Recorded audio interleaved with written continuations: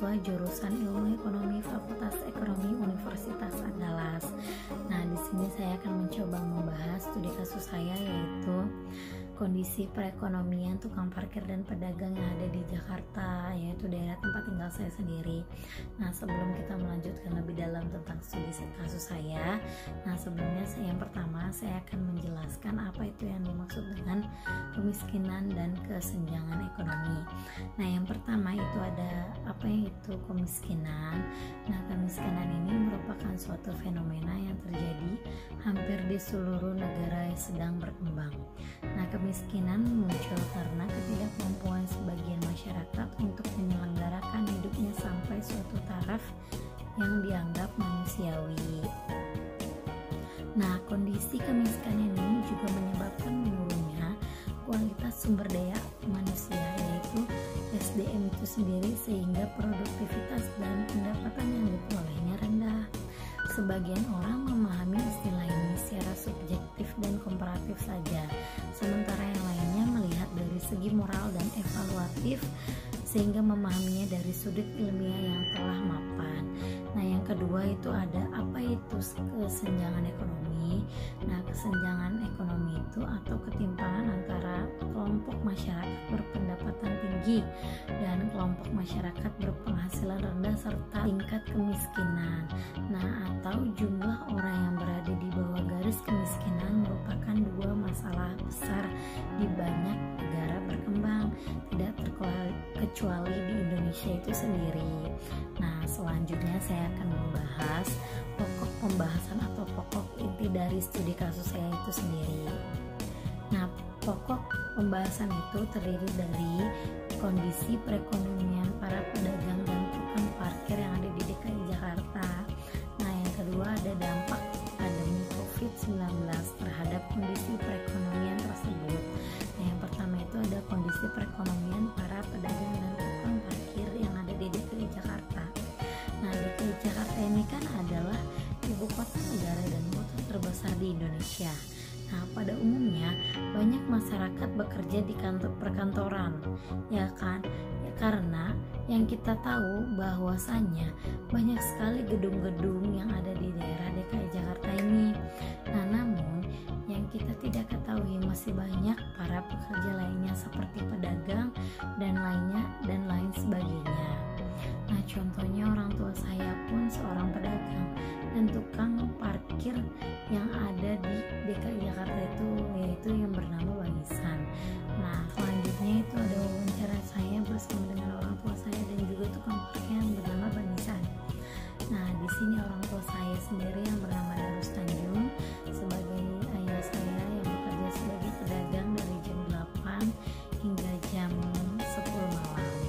Nah, yang kedua itu ada tukang parkir tersebut yang bernama Bang Isan melakukan aktivitasnya mulai dari jam 7 pagi hingga sampai jam 9 malam. Nah, yang di sini hasil wawancara saya, yaitu ayah saya seorang pedagang. Seperti ayah saya itu biasanya mendapatkan kurang lebih 500.000 per harinya. Nah, yang kedua, sedangkan Bang Isan sendiri sebagai tukang parkir biasanya kurang lebih sekitar 100 motor setiap harinya yang bergantian untuk parkir. Dan biasanya Bang Isan ini sendiri membawa pulang kurang lebih 300.000 hingga 400.000 untuk tiap harinya. Nah, di sini pun ada pula kondisi perekonomian pada saat pandemi COVID-19.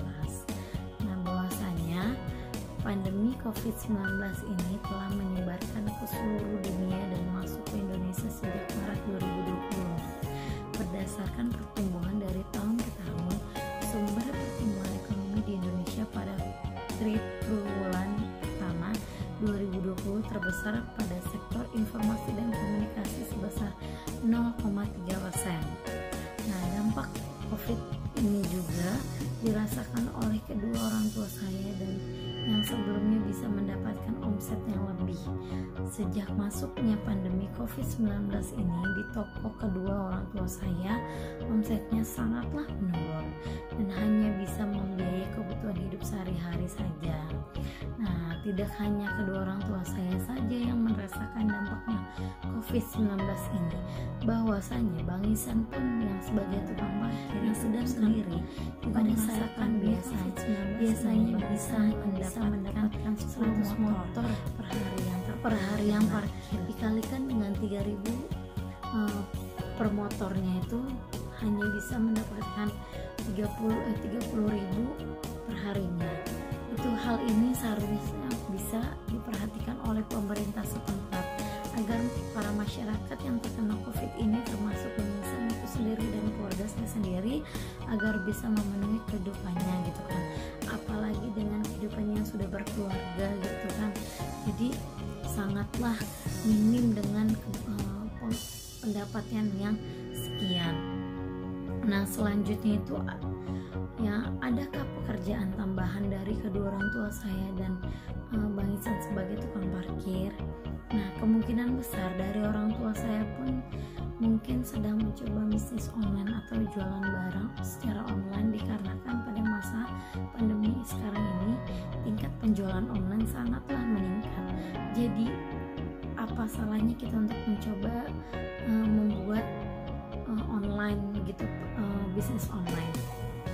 Nah, yang selanjutnya itu tidak kalah jauh dengan Bang Ihsan itu sendiri yang sebagai tukang parkir, yang dia itu ingin sekali mencari pekerjaan lain atau pekerjaan tambahan, akan tetapi di sisi lain waktu untuk mencari pekerjaan tambahan itu pun tidak ada, dan juga sebab lainnya sulit dalam mencari pekerjaan tambahan di masa sekarang ini, dikarenakan banyaknya toko-toko atau yang lainnya itu cepat tutup, sedangkan Bang Ihsan ini sendiri kan yang tadi sudah kita ketahui, dia hanya bisa selesai bekerja sebagai tukang parkir pada jam 9 malam, sedangkan di DKI Jakarta ini jam 9 malam ini kemungkinan besar sudah toko-toko sudah mulai tutup gitu kan. Nah, jadi tidak hanya itu, Bang Ihsan sendiri hanyalah lulusan SD, dan juga di masa sekarang ini banyaknya masyarakat pengangguran karena di PHK, dan itu pun sulit untuk mendapatkan pekerjaan jadinya. Nah, adapun bagaimana bantuan yang diberikan oleh pemerintah itu sendiri. Nah, bantuan yang diberikan oleh pemerintah yang ada, kalau di daerah saya itu yang merupakan sembako yang setiap bulannya didapat melalui ketua RT, yaitu RT 15 di Kelurahan Tegalalur itu sendiri DKI Jakarta. Nah, kemungkinan besar tak hanya itu, melainkan dari Bang Ihsan juga mendapatkan bantuan berupa kartu prakerja yang mendapat bantuan dari pemerintah yang per bulannya bisa mendapatkan 600.000 per bulan gitu kan. Itu lumayan juga untuk kebutuhan hidupnya, karena kebutuhan di DKI Jakarta itu kan sangat tinggi gitu. Jadi seharusnya perlu perhatian dan bantuan dari pemerintah terhadap masyarakat Indonesia yang mengalami masa kritis ekonomi ini.